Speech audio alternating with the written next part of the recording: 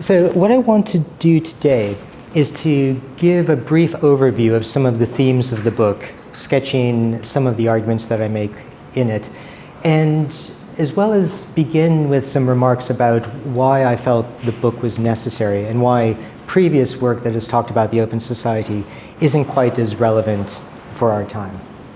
So here's the plan for the next 15 to 20 minutes. I want to begin with a short description of what Karl Popper aimed to do in his original book, The Open Society and Its Enemies. And then I want to explain why Popper's problem is not our problem and why we need a different solution. And then I want to talk about what I think are some of the issues that the open society faces in the current climate. And that leads us to the second section, which talks about a value inversion about the open society. And what I mean by that is essentially that many of the things that people previously thought were valuable about the open society have now, in recent years, been rejected by many citizens of open societies. And then at the very end, I'll just make a few remarks about what I think we can do in response to these challenges. Right. So, in 1945, Karl Popper published his original book, The Open Society and Its Enemies, in 2 volumes.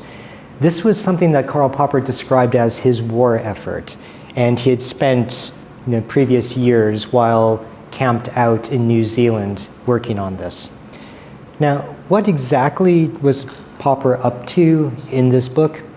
Well, one of the things that he did was attempt to defend the open society against 2 intellectual threats that he thought were fundamentally damaging to it and which had a long intellectual history.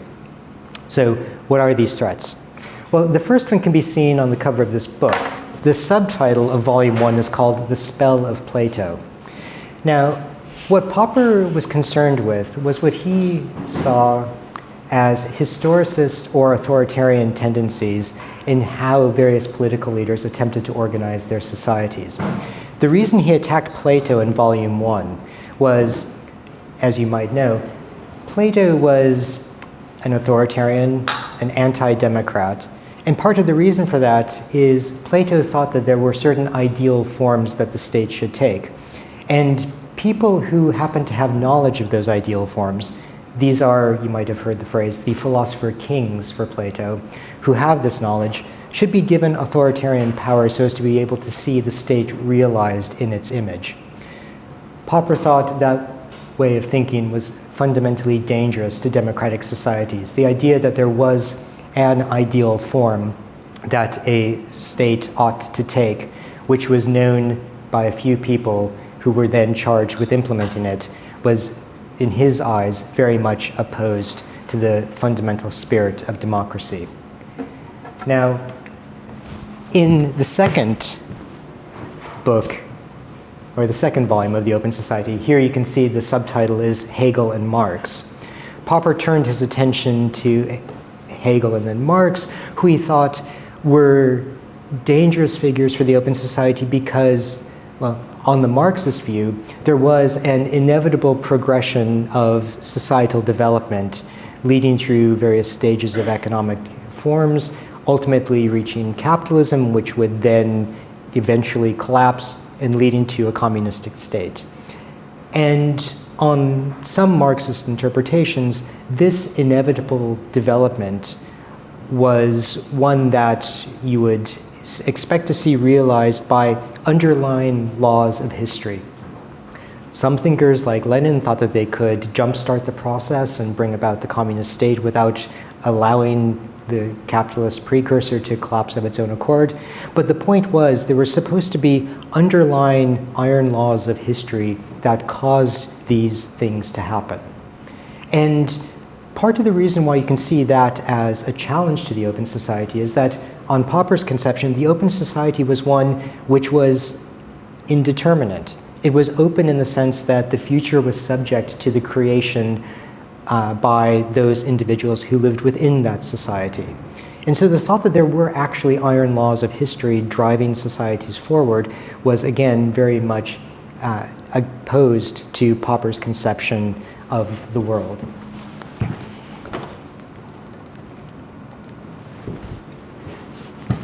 But that said, why is another defense of the open society needed? Well, the reason is that Popper's problem isn't our problem. What do I mean by that? What I mean by that is, well, if you think about it, there are two reasons. The first reason is that after World War II, maybe it made sense to be concerned about these historicist ideologies and worldviews. The Nazis certainly thought that they were inevitably going to take control of the world and that there were various reasons for why that should come about. During the Cold War, especially in the early stages, various communist leaders were still very much under the sway of Marxist ideology. So in this sense, it made, there was a certain reason to be concerned with the targets of Popper's critique. But if you look at the world today, I think that very much of the time, the kind of will to power underlying authoritarian leaders doesn't actually invoke these grand meta-narratives of historicism, laws of history, and so on. Essentially, when you look around the world, authoritarians just want power, and they want economic wealth and gain, and they want to control things, and they don't need these historicist explanations. Now, some of the authoritarian leaders do invoke this kind of language, but you might ask yourself whether they actually really believe it, or whether it's just a convenient justification that they articulate to their population. The second reason is that if you think about what Popper was concerned with, he was concerned with external threats to the open society, right? The military attacks of Nazis, the Cold War threats of communism. But what we face right now is an interesting case where the open society faces internal threats, where citizens of the open society reject its very principles. And so what this suggests, I think, is that we need a new defense of the open society for our times, right? Now, one thing I should say, when I talk about the open society, what exactly do I mean by that? The open society is, in some senses, a very philosophically convenient term of discourse because it effectively functions a bit like a blank slate on which people can project their own understandings. The way I understand the open society is that it has four interrelated senses. And these are as follows. I think there's a cosmopolitan notion of the open society, a world in which we are a global community of some kind.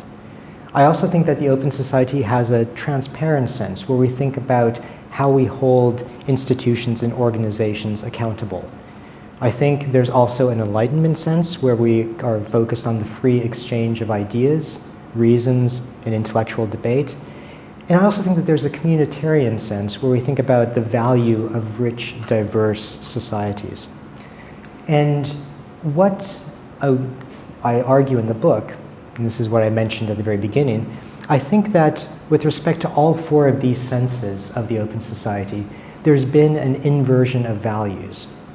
And what I mean by that is, if you think about the values that Western democracies held during the Cold War, many of those values, such as the free movement of people, informational transparencies, the value of rich, diverse communities, those things which were previously seen as good-making features of the open society are now seen by many as threats or dangers. And that explains the title of the book, The Open Society as an Enemy. I hasten to add, I'm not defending that view, I'm critiquing it. Right? So let's take a look and see how each of these four senses have gone through this inversion of values. The titles of these next sections are actually taken from the book, and each one refers to the idea in a very broad sense of the open society, which is under attack, and the view which is raised in counter to it. So, part one, don't come around here no more. This is attacking the cosmopolitan conception of the open society. Now, the original value, I think, which was present is that free movement of people across borders is generally a good thing and should be encouraged. The reasons for this, if you think about it, are primarily moral ones. People acquire their nationality or citizenship largely through an accident of their birth. That's something that's not under their control, but it determines the life opportunities that individual faces. that creates great opportunities for natural injustices. And I think there's a moral obligation that we have to try to rectify that.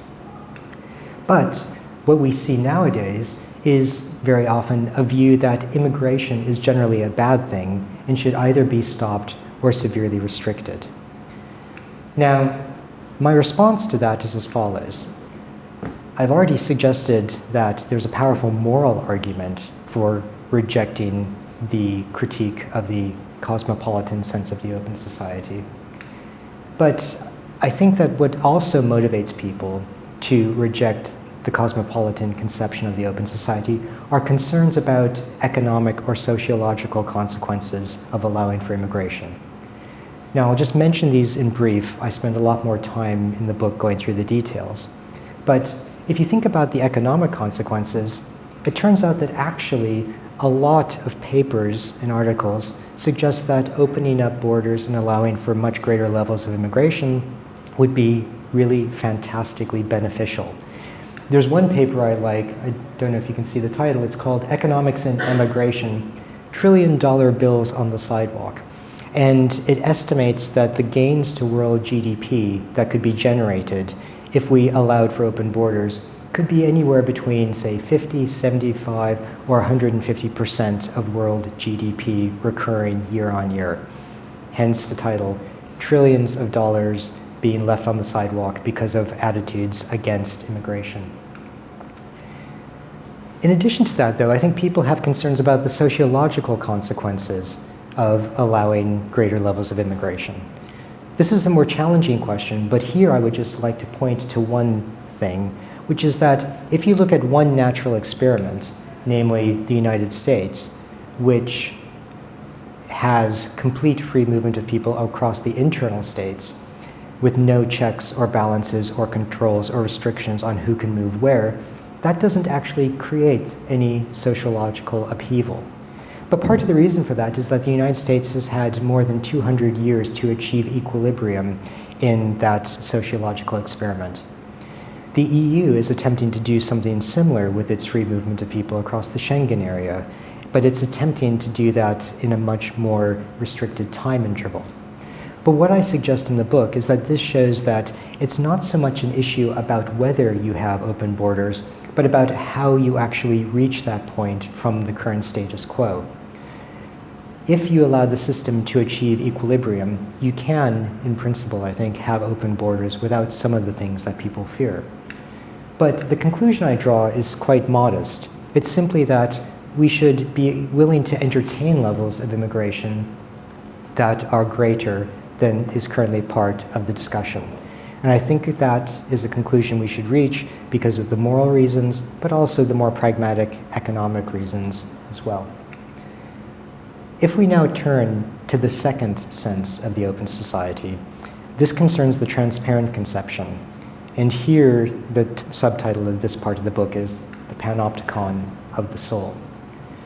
Now, why do I call it that? Well, I think that the original value of the open society here was the idea that informational transparency is a good thing because information about governments, organizations, and institutions should be made widely available in order to hold those entities to account. I think certainly that's at least very much of the original founding spirit behind WikiLeaks. But in the world we've created, what we find is that the actual realization of things is that information about the private lives of citizens seems to be permissibly made widely available to large corporations, allowing them to process that data, use that data, and most importantly, to profit off of that data involving personal information about individuals. I think this is worrying because there are a number of dangers about radical transparency. So here the point is, the open society is an enemy regarding transparency as it has been realized, not in the sense of what the original aim was.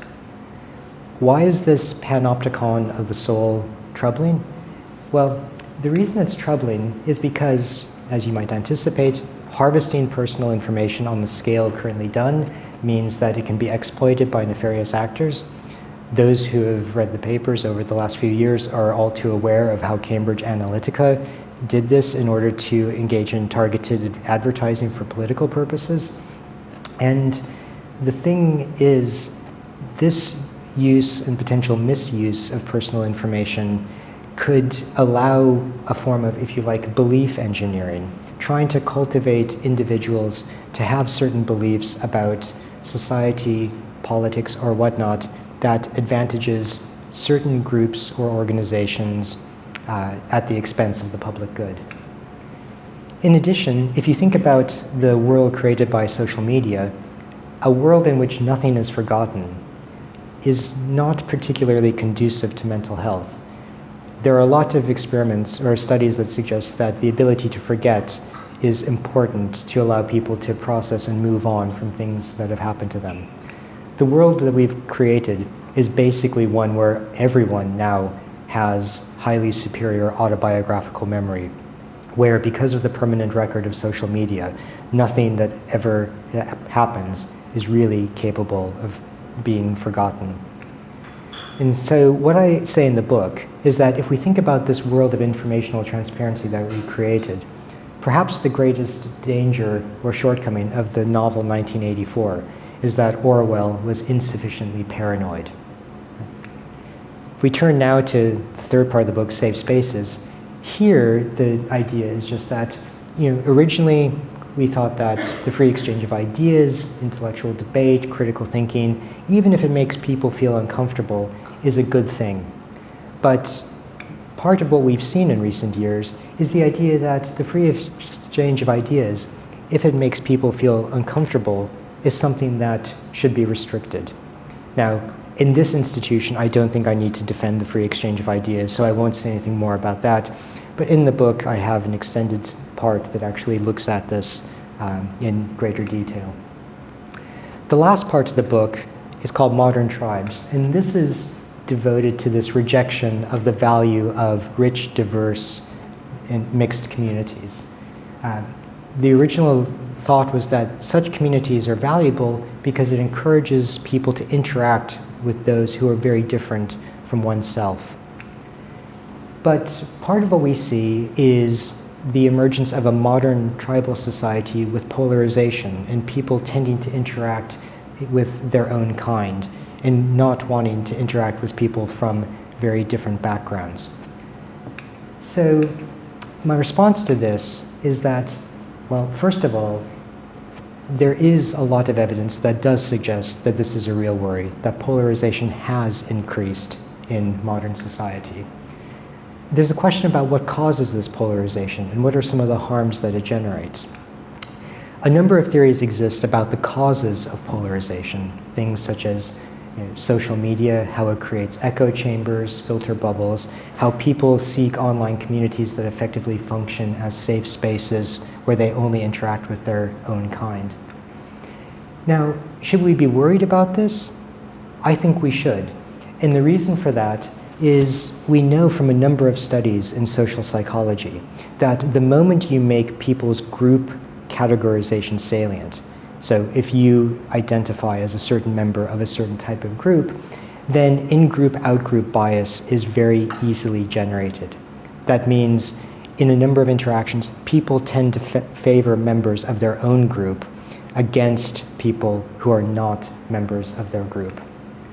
And this is really interesting because this type of in-group, out-group bias can be generated on very minimal conditions, surprisingly minimal conditions. And that's a worry because this bias can be weaponized because people have multiple social identities. If you think about intersectionality, we all belong to many different intersectional types.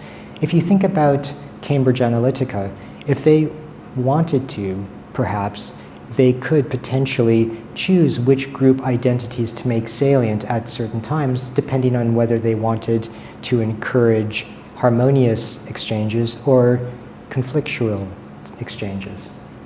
And so this, if you like, allows a social engineer to try to either generate harmony or discord depending on their interests. And polarized groups can become more extreme over time.